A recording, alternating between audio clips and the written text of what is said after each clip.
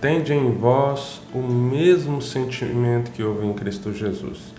Esse é um texto que me chama muito a atenção, que eu gosto muito. Está lá em Filipenses capítulo 2. Eu já falei algumas vezes que talvez é um dos textos mais bonitos da Bíblia.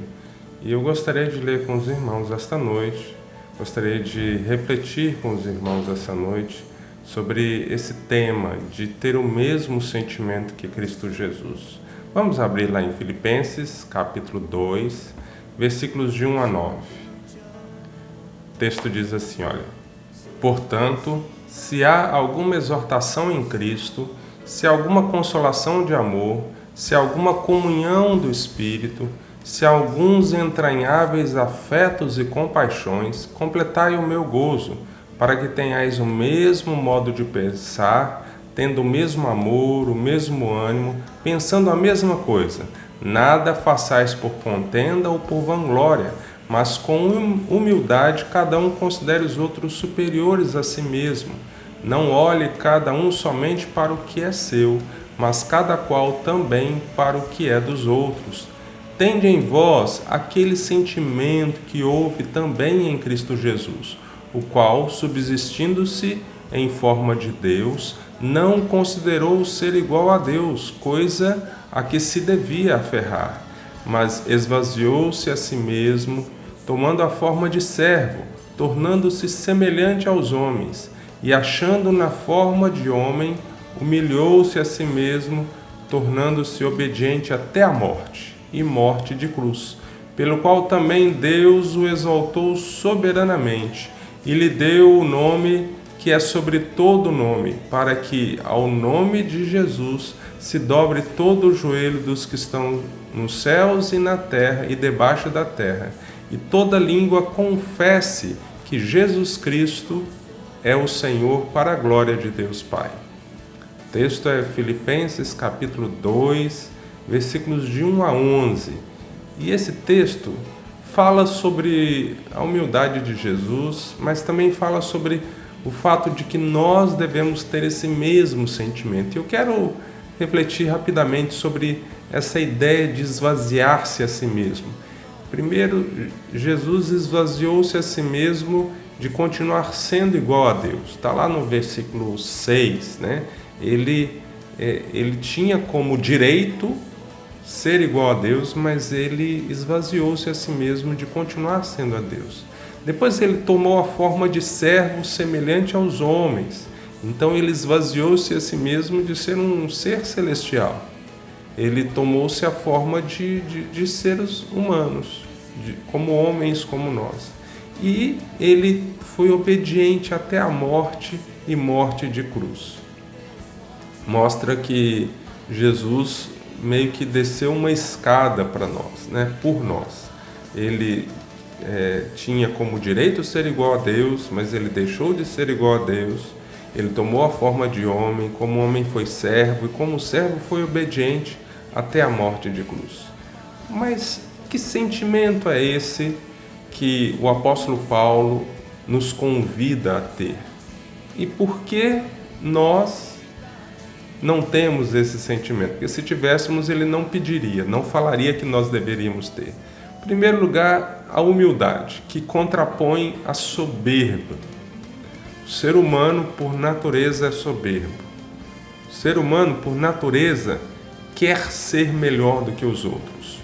Quer se sentir superior aos outros.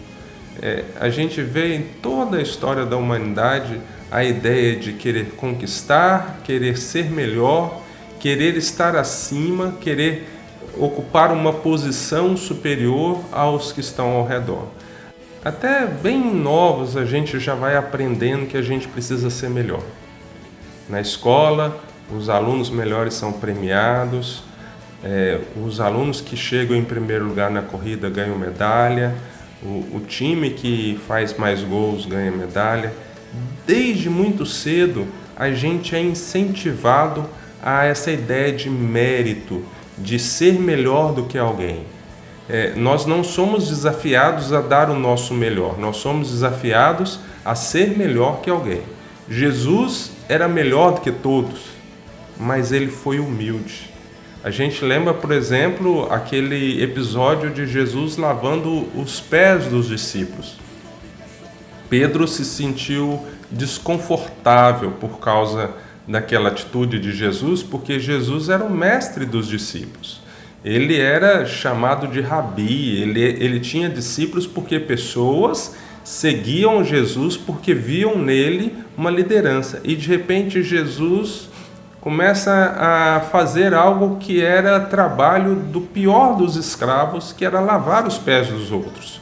E Jesus vai lavar os pés dos seus discípulos e Pedro fala assim: mestre, mas como você vai lavar o meu pé?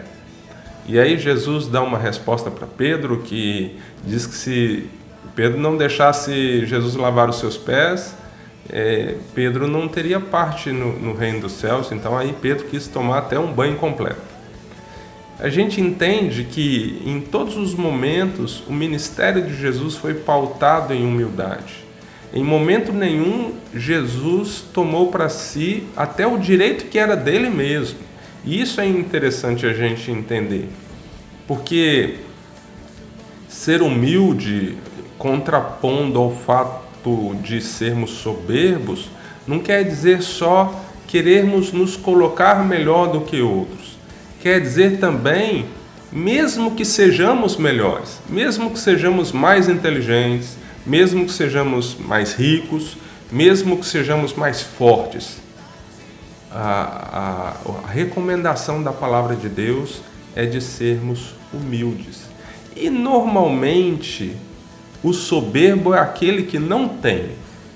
O soberbo é aquele que não é mais forte, o soberbo é aquele que não é mais rico, o soberbo é aquele que não é mais inteligente. E muitas vezes ele usa isso como uma forma de satisfazer uma carência emocional, uma carência interior de se sentir bem, de se sentir amado, de se sentir admirado pelas pessoas. Eu quero te convidar a não ser soberbo. A soberba precede a queda e a altivez de espírito precede a destruição.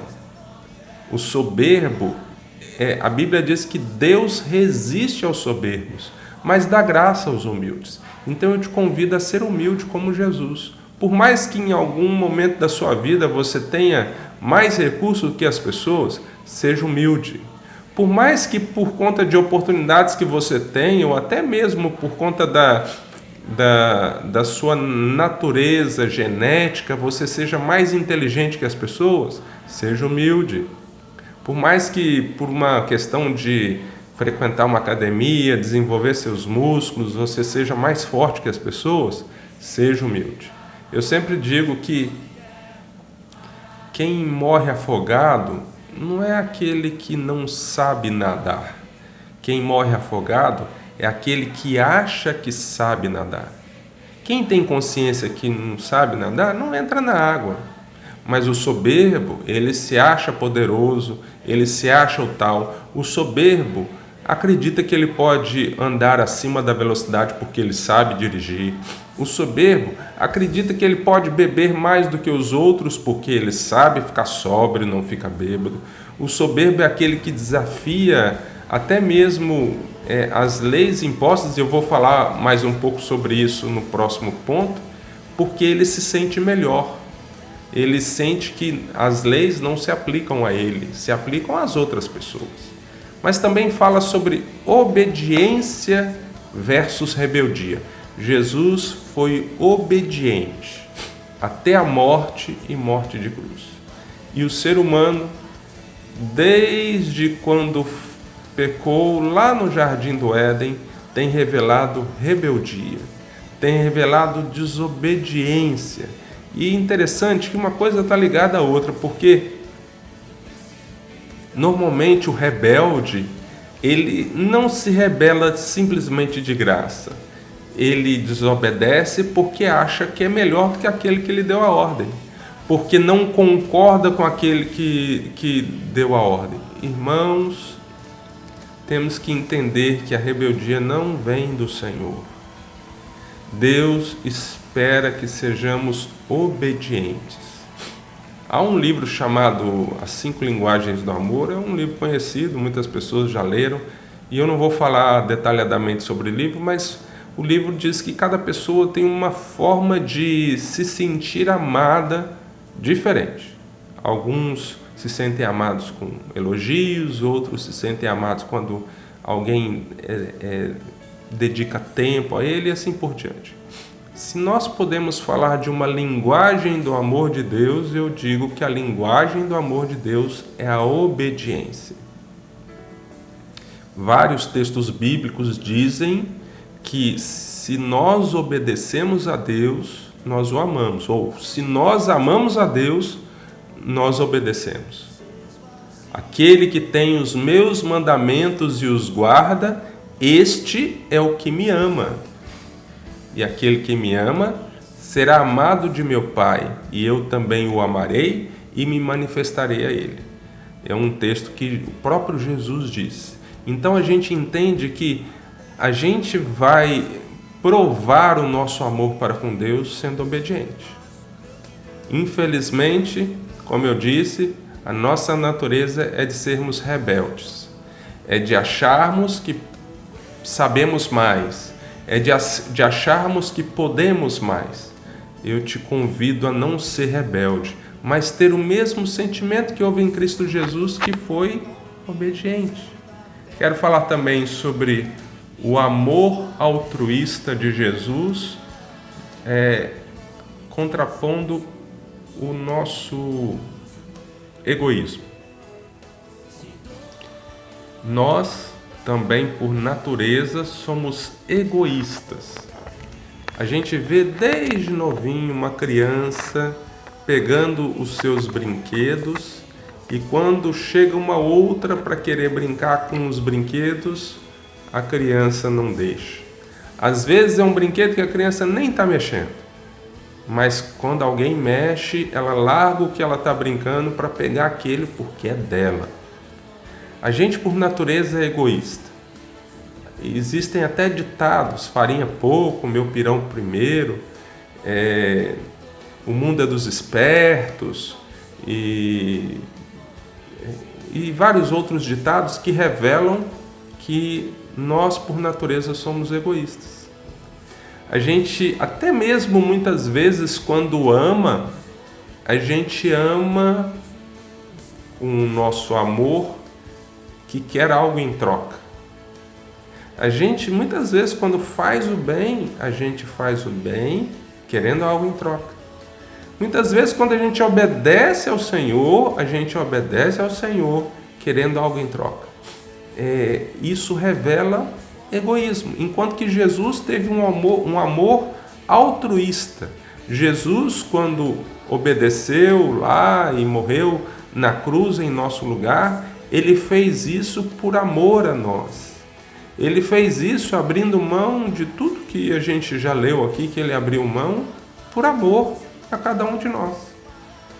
O próprio Jesus escreve lá no livro de Lucas que quando a gente for convidar alguém para ir para almoçar ou jantar na nossa casa, isso é coisa que a gente fazia antes da pandemia, né? Agora a gente não pode ficar convidando ninguém para ir almoçar na casa da gente, mas ele fala: quando você for convidar alguém para almoçar, convide alguém que não pode te convidar de volta. Quando você for dar alguma coisa para alguém, dê alguma coisa para alguém que não tem condições de retribuir. Jesus estava ali ensinando esse tipo de amor, o amor altruísta, aquele amor que a gente faz algo em benefício de alguém, mesmo que esse alguém não possa nos dar nada em troca. Nós devemos ter esse mesmo sentimento que houve em Cristo Jesus. Também devemos ter um sentimento de dependência. Por que eu falo sobre dependência? Porque nós, por natureza, não queremos depender de ninguém. Nós queremos ser independentes. Eu digo que o grito que foi dado lá às margens do rio Ipiranga, ele disse assim: independência ou morte. Mal sabia ele que a independência gera morte. As pessoas que querem ser independentes morrem e morrem sozinhos. Jesus nos ensina a sermos dependentes uns dos outros, por isso que Jesus chama a sua igreja de corpo. Corpo é uma junção de vários membros ligados uns aos outros. Por isso que Jesus chama a sua igreja de edifício. Edifício é algo que é construído com vários tijolos ligados uns aos outros. Porque a Bíblia nos recomenda e Deus espera isso de nós, que nós sejamos dependentes uns dos outros e que nós sejamos também totalmente dependentes de Deus. O pão nosso de cada dia nos dá hoje, mas nós queremos o pão de hoje, de amanhã, de depois da manhã, tudo de uma vez, porque a gente não quer ficar dependendo. Toda vez que aparece aí que a Mega Sena ou qualquer outra loteria foi acumulada, que vai pagar milhões, as pessoas ficam pensando, nossa, como seria bom eu ganhar esse dinheiro todo? Porque aí eu seria independente. Irmãos, Deus não nos chamou para sermos independentes. Ele nos chamou para sermos dependentes uns dos outros, para vivermos em comunhão uns com os outros, para ajudarmos uns aos outros e sermos ajudados uns pelos outros. Eu te convido a ler comigo de novo o versículo 3. Nada façais por contenda ou por vanglória, mas por humildade cada um considere os outros superiores a si mesmo. Eu não estou te convidando a ter um sentimento de inferioridade. Não é isso. É importante você ter a consciência de quem você é, do seu próprio valor. É importante você entender que você é amado por Deus e por isso você tem valor. Mas é importante você entender que devemos, eu e você, cada um de nós, considerar os outros superiores a nós mesmos. Nós devemos ter um olhar que é um olhar de baixo para cima, nunca olhando de cima para baixo, nunca vendo no próximo alguém incapaz, alguém inferior. Irmãos, aquela parábola do bom samaritano mostra muito isso. Quando um sacerdote e depois um levita passaram e olharam de largo, enquanto que um samaritano, que era um povo mestiço, que os judeus não consideravam sendo herdeiros das promessas de Abraão, viu aquele homem caído e foi lá ajudá-lo. É isso que Deus espera de mim e de você, que nós tenhamos esse olhar de humildade, olhando o outro como superior a nós mesmos. Que a nossa motivação não seja nem contenda, nem vanglória. Vanglória é um sinônimo de soberba. Que nós não façamos as coisas motivados a criar intriga entre as pessoas, que nós não façamos as coisas motivados a criar contenda com as pessoas, mas que a nossa motivação seja sempre a humildade, que nós tenhamos sempre o mesmo sentimento que houve em Cristo Jesus, que foi alguém que não precisava se humilhar. Alguém que por direito é superior a todos e a tudo, mas humilhou-se a si mesmo.